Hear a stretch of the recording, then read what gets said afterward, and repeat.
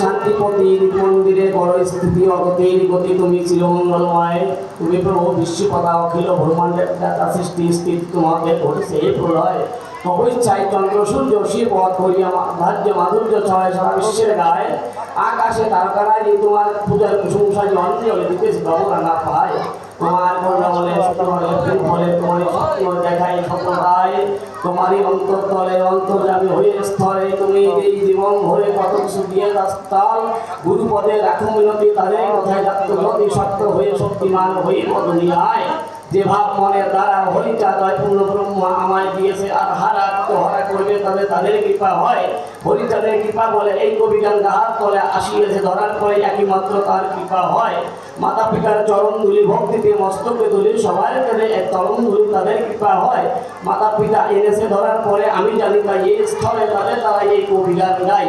যেভাবে এনেছে দাঁড়ায় ভক্ত ভক্তাধীন হরিভক্ত গৌর ভক্ত কৃষ্ণ ভক্ত যারা আছেন সবাই পাত্রে আমি করি প্রণাম জানাই। পাদপদ্মে প্রণাম জানাই পদস্থলে হারাই এই জীবন বলে তাদের জন্য আমি তাদের কৃপা পাই। তাদের কৃপা দ্বারা এই কবিগান হবে ধরায় ধরায় যেন আমি জন্ম জন্মান্তরে যেন তাদের কৃপাটা অন্তলে যাই। মহাগুরু হরবিলাস সরকার, দ্বিতীয় গুরু মনোরঞ্জন সরকার কলকাতাতে রয়।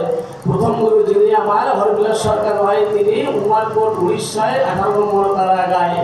তার কৃপার দ্বারাই কবিগান হয় সুন্দর করায়। তাদের প্রথম কবিগান আমায় চিনি আলমতে করায়। তাদের কৃপার দ্বারাই এই সম্ভবিত হয়ে আমি দাঁড়াই কবিগানের আসলে তাদের কত সুন্দর তাদের কৃপার দ্বারাই জীবন ধন্য হয় আমার ভাই মধুময়। যাও এসব বন্দনা এই বন্দনা করে দিই গাহিবারে কাব্যবিদ দাঁড়াইয়া সভাপতি গাহিব কবিগান। শীতল সরকার আমার নাম সেরাম আমি পাপ দিলাম তার গোসাই ধরে নাম দাঁড়াইলাম সমাধান। কিছু প্রশ্নপত্র শ্যামানন্দ আমায় করে গেছে দান।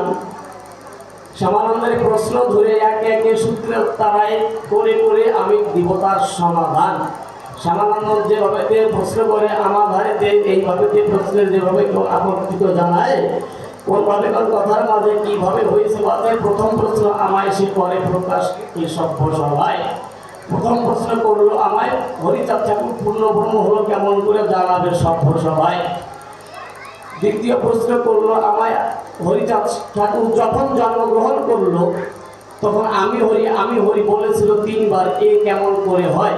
একটা শিশু যখন জন্মগ্রহণ করে তখন তো কথা বলতে পারি আমি দুনিয়ায় কোনোদিনে নূতন করে শুনলাম এই কথায় এ কোনোদিন হতে পারে না আমি কোনোদিন এসব কথা শুনি নাই বুঝাবে সভ্য সবার ঠাই।